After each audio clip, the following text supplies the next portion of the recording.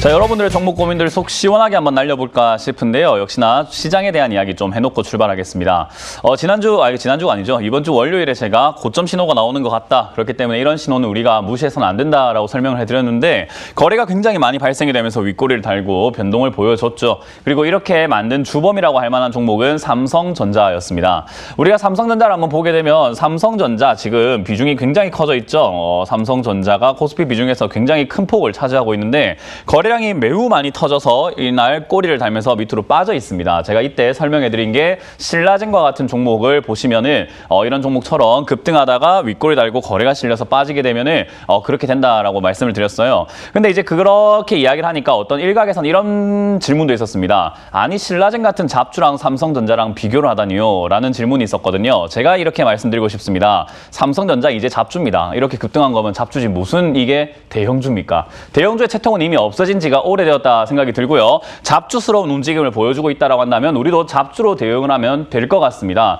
기술적 분석으로 봤을 때 역시나 고점 라인에 다 왔다라는 생각이 들고요. 역시나 이런 자리가 나왔다라고 한다면은 이제서는 삼성전자가 좋아서 올라갔다기보다는 사람들이 패닉바이라고 하죠. 나만 삼성전자가 없어 라고 하는 느낌으로 삼성전자를 전부 다 매수하기 시작을 했다라는 거죠. 그래서 이제 그런 부분 때문에 올라왔다라고 한다면 그 과열 단계, 사람들의 과욕과 욕심이 언제 멈출 것인가의 문제가 남아있는데 그 신호는 사람들이 언제 수익을 보고 팔 것인가의 문제가 남아있는 거예요. 그게 바로 거래량이라는 거죠. 거래량, 역시나 거래가 된 양이기 때문에 매수한 사람들의 양과 매도한 사람들의 양은 같습니다. 그럼 이날 산 사람들은 반드시 누군가가 팔아낸 물량을 샀다라는 거고 팔아낸 사람들은 좋다라는 걸 알면서도 팔아낸 사람들 그리고 산 사람들은 좋을 거라고 생각하고 사는 사람들인데 제일 비싸게 사는 사람들이 되겠죠. 그런 거래가 많아졌다라는 것은 상승을 하다가 정말 좋을 거고 파는 사람이 없다라고 하고 그리고 매수세만 가득하다고 한다면 계속 올라가는 게 맞겠죠. 그런데 여기서 뭔가 달라진 겁니다. 거래가 나왔다.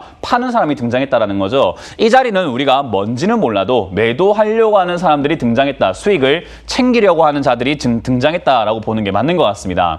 그렇기 때문에 이제 이슈가 뭐가 됐든 삼성이 뭐가 됐든 내년에 뭐 더 좋네. 삼성 지금 뭐 반도체 사이클이 오네. 이런 이야기들 때문에 산 사람들의 자리가 될 것이고요. 그런 이야기가 있음에도 불구하고 매도한 사람들은 수익을 실현시켰다. 그러면은 그런 이야기 나옴에도 불구하고 매도하는 사람들은 도대체 누굴까라고 한다면은 흔히 말하는 외국인과 기관들 그리고 우리가 흔히 말하는 욕심을 버리고 더 이상 가지 않겠다라고 생각하는 사람들이 되겠죠. 뉴스에 현혹되지 않은 사람들입니다. 제가 여러분들께 항상 말씀드리는 게 뉴스에 현혹되지 마라라고 설명을 많이 드리거든요. 지금 이 삼성전자 모든 사람들이 갖고 싶어하는 종목이고 이제는 증권사에서는 16만 원 간다, 14만 원 간다, 12만 원 이상까지 간다라는 전망들이 쏟아져 나오고 있습니다. 그러면 지금 사도 12만 원, 13만 원까지 간다라고 생각하시는 분들이 많은데 전망일 뿐입니다. 그렇게 간다는 이야기가 아니라는 거죠. 그런데 많은 투자자분들은 그걸 기정사실화시켜서 가니까 지금 사도 수익이다라고 생각을 합니다. 반대로 우리가 제가 상담을 하다 보면은 이 종목은 떨어질 수 있습니다 하면 지금이라도 손절할까요? 하시는 분들이 있습니다.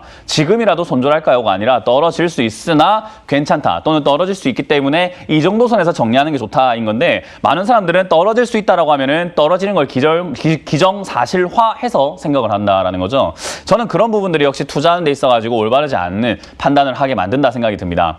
어쨌든 지금 이 삼성전자는 저는 고점 라인대라고 보는데 삼성전자가 고점 라인대라고 한다면은 역시나 지수도 고점 라인대에 이제 도달했다라고 봐야 되는 것 같거든요. 그래서 이 지수가 여기서 바로 폭락을 할 것인가라고 한다면요. 제가 누누이 말씀드리지만 폭락은 안 나올 것 같습니다. 왜 그렇냐? 이건 이제 심리적으로 우리가 해석을 해보고 수급으로 생각을 해볼 필요가 있는데 동학 개미 운동으로 지금 매수하신 분들이 많을 거예요. 그리고 현금 비중을 좀 가지고 있으신 분들이 많을 텐데 조금만 밀리면은 와 조정이다 사야 되겠다 생각하시는 분들이 상당히 많아요. 특히나 삼성전자 9만 5천에 사신 분들은 8만 5천 원까지 떨어지면은 야 어차피 12만 원까지 갈 거 지금 사도 이득이다 라고 생각하시는 분들이 상당히 많거든요. 그래서 아직 저는 매수세가 남았다. 우리 영화 대사로 아직 한 발 남았다. 예, 아직 한 발 남아있죠. 아직까지는 추가 매수할 돈이 남아있다 생각이 듭니다. 그렇기 때문에 매수 여력은 충분하기 때문에 여기서는 횡보를 하거나 고가놀이를 할 가능성이 정말 높다라고 보여지는 자리예요. 그래서 이런 자리에서 여러분들이 기억을 하셔야 되는 것은 수익을 실현시킬 수 있는 종목들은 좀 실현을 시켜놓고 제가 말씀드리죠. 지수가 빠지게 되면은 어차피 종목들은 다 빠져내려갑니다. 그런데 그중에서 빠져내려가도 괜찮은 종목이 있고요. 빠져내려가면 큰일 나는 종목이 있거든요. 우리가 큰일 나는 종목만 정도만 좀 피해 놓는다 한다면은 사실 내려갈 때 더 사면 되기 때문에 문제가 안 돼요. 그러면 내려갈 때 더 사도 되는 종목을 사는 게 급선무거고, 두 번째, 내려갈 때 더 살 수 있도록 현금을 조금 마련해 놓는 게 좋은 거죠. 그게 바로 리스크 관리입니다. 그래서 저는 2021년 들어오자마자부터 그리고 작년 11월부터 계속 여러분들께 강조해드린 게 리스크 관리해라, 그리고 포트폴리오 재조정을 하셔라라는 이야기를 많이 드렸어요. 아까 앵커님께서 질문을 주셨지만은 BWS 기법할 만한 기업이 많습니까? 지금도 저점에 있는 종목이 많습니까? 라는 질문에는 저는 예스라고 다 대답을 해드렸습니다. 뭐 지금 보여드리고 싶은 생각은 없습니다. 왜 그러냐? 저도 이제 매매해야 될 거 아닙니까? 그러면은 사야 될 종목은 아껴놔야죠. 그러니까 너무 공개를 해버리게 되면은 결국 그 종목들도 다 올라가 버리게 되니까 안 된다라는 거죠. 진짜 많이 없긴 없어요. 그래서 지금 이런 시기에서는 없는 종목으로 매매를 하되 결국 떨어지면 그런 종목이 많아지게 된다는 거죠. 그러니까 지금보다 우리는 내려갔을 때, 지수가 조정이 들어갔을 때 더 행복을 느낄 수 있는 매매를 하고 있기 때문에 저는 떨어지는 걸 겁낼 필요가 없다, 준비만 되어 있다면 그것은 아무 상관없다라고 말씀드리고 싶네요. 뭐 물론 그렇다고 해서 제가 하는 매매 방법이 절대적인 기법이고 뭐 무조건 해야 되는 기법이고 모두가 이렇게 해야 됩니다라는 주장을 하는 것은 아닙니다. 뭐 물론 우리가 수익 내는 방법은 다양하게 있기 때문에 비싸게 사서 더 비싸게 파는 방법도 있을 거고요. 상승 초입부에 사서 더 비싸게 팔아내는 방법들도 있겠죠. 예를 든다면은 삼성 SDS도 보도록 하겠습니다.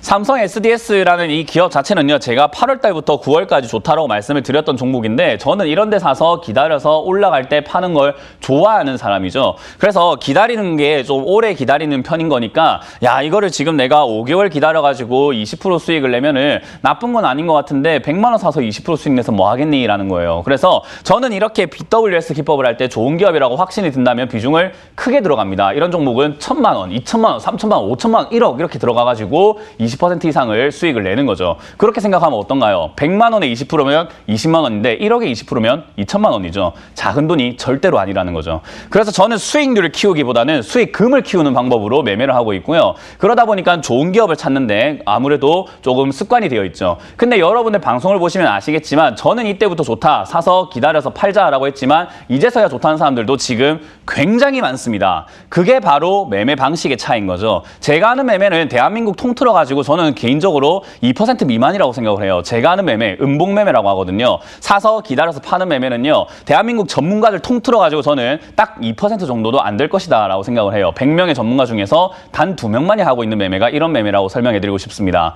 그래서 절대적인 방법은 아니지만 가장 안전한 방법인 것은 검증된 방법이고요. 그렇기 때문에 여러분들께서 함께 한번 해보겠다, 여러분들께서 나는 문현진이 가고 있는 저 길이 좋은 것 같다라고 하신다면은 조금 기다려보자고요. 기다려보면은 좋은 종목, 이런 종목들이 또 빠져주면 또 좋은 거 아니겠습니까? 삼성 SDS 내려와 하는 거죠. 그리고 많은 분들이 질문 주시는 현대차 같은 경우는 제가 누누이 말씀을 드렸던 종목이죠. 왜 계속 좋다, 이거는 그냥 내려갈수록 사놔라. 언제부터 이야기했는가? 작년부터 이야기했습니다. 작년부터 사놓고 떨어지면 기회다. 그래 작년 3월에 상담 들어왔을 때도 더 사라라는 이야기도 많이 드렸던 종목이에요. 그런 종목이었는데 이제는 너무 많이 올라가 버렸죠. 그래서 저는 관심이 없다라고 말씀을 드리는데도 불구하고 TV에서는 아직도 추천을 하고 있고 아직도 좋다는 전문가가 있다 보니까 현혹되시죠. 왜냐하면 아까 말씀드린 것처럼 제가 하는 기법은 2%, 98명의 전문가는 이거 좋다고 하거든요. 그렇기 때문에 저는 개인적으로 이런 종목을 좋아하지 않습니다. 그러면 어떻게 하면 되나요? 다른 게 있으니까 이 종목이